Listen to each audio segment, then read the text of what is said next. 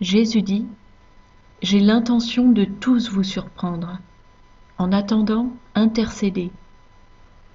16 août 2017, Parole de Jésus à Sœur Claire, traduite et lue par Justine. Claire introduit ce message en expliquant qu'elle est très préoccupée par le fait qu'Internet est rempli de messages sur l'imminence de l'enlèvement, de nouveau. Elle s'angoisse à l'idée qu'elle a raté quelque chose ou mal entendu le Seigneur à ce propos. Jésus a commencé. Je ne souhaitais pas que cela te perturbe à ce point, mais c'est une souffrance, Claire, une profonde souffrance morale. Il reste encore un peu de temps en réserve, mais l'urgence que vous ressentez tous est pour vous amener à être véritablement prêts, car j'ai l'intention de tous vous surprendre. Qu'ai-je dit ? Ici, il fait allusion à ce qu'il m'a dit à propos du délai. Est-ce que je te mentirais ?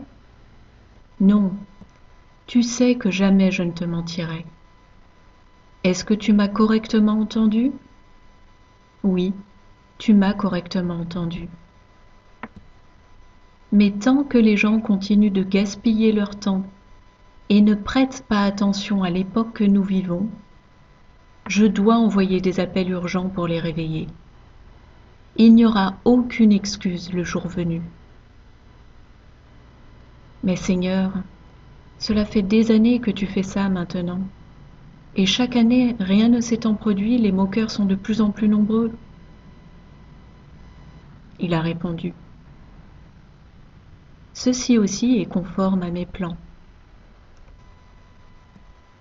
Beaucoup disent qu'ils sont pour moi. Mais quand je les teste et les éprouve avec des délais, ils se détournent de moi embarrassés. Leur spiritualité reposait sur la peur de souffrir dans la grande tribulation. Mais ceux qui sont vrais avec moi s'en fichent qu'on se moque d'eux. Ils continuent de croire, année après année. Vois-tu la différence ?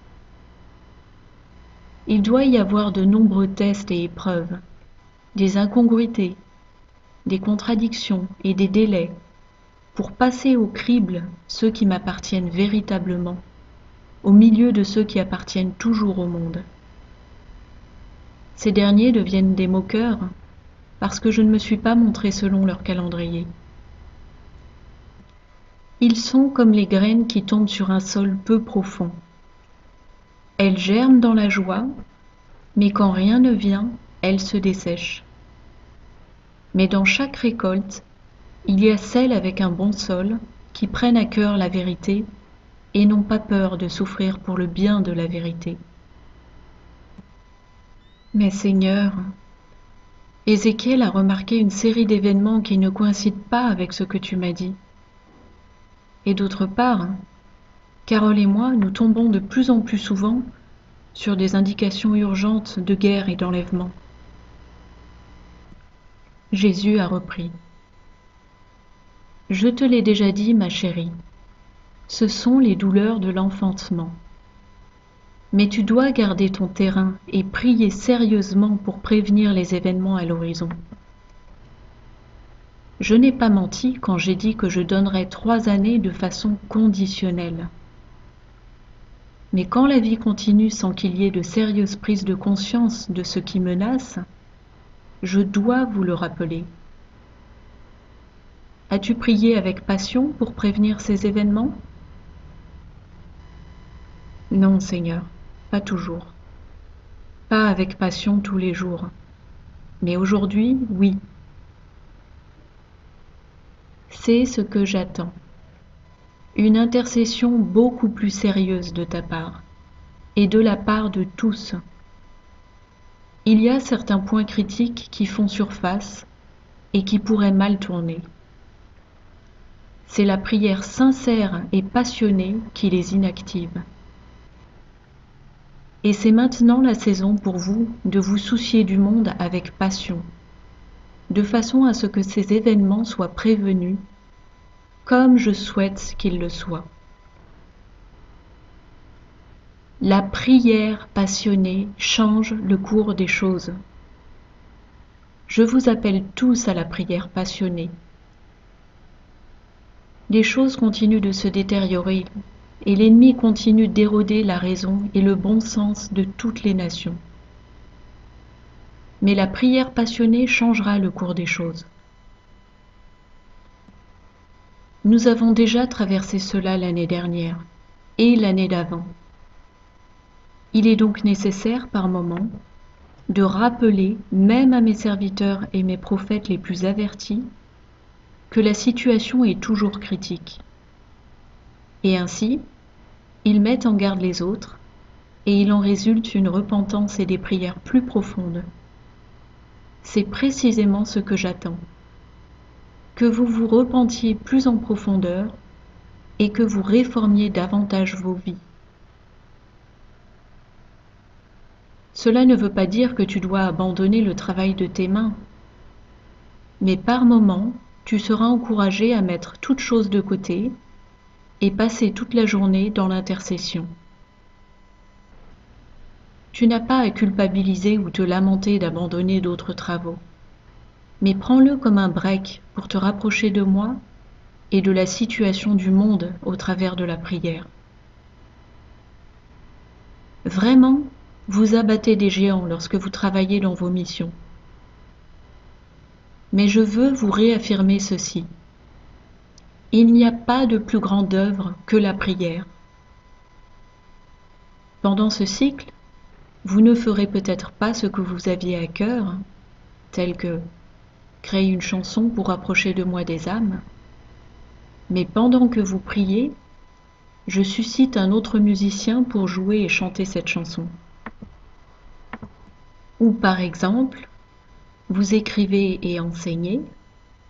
Quand vous vous mettez à l'intercession profonde, je suscite d'autres auteurs et enseignants pour amener ce même message.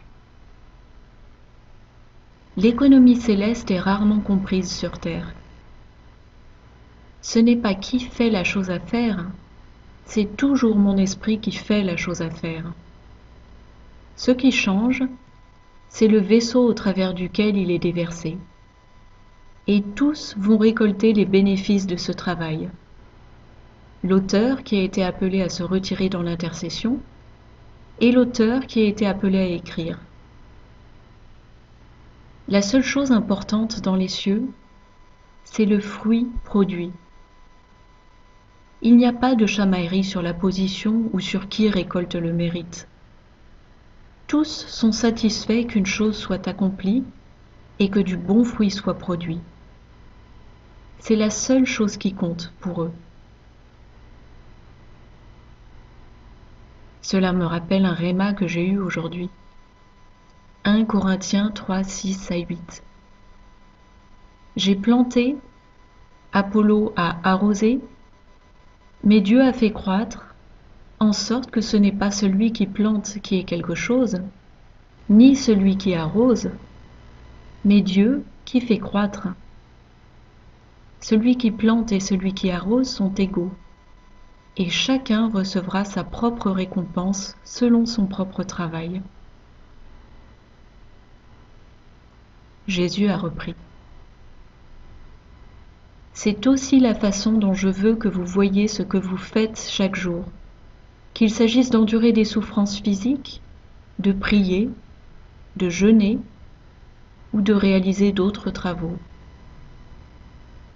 La seule chose qui devrait vous préoccuper, c'est d'avoir fait ma volonté, et il en sortira quelque chose de bon. C'est la seule chose qui devrait vous importer, mes amours.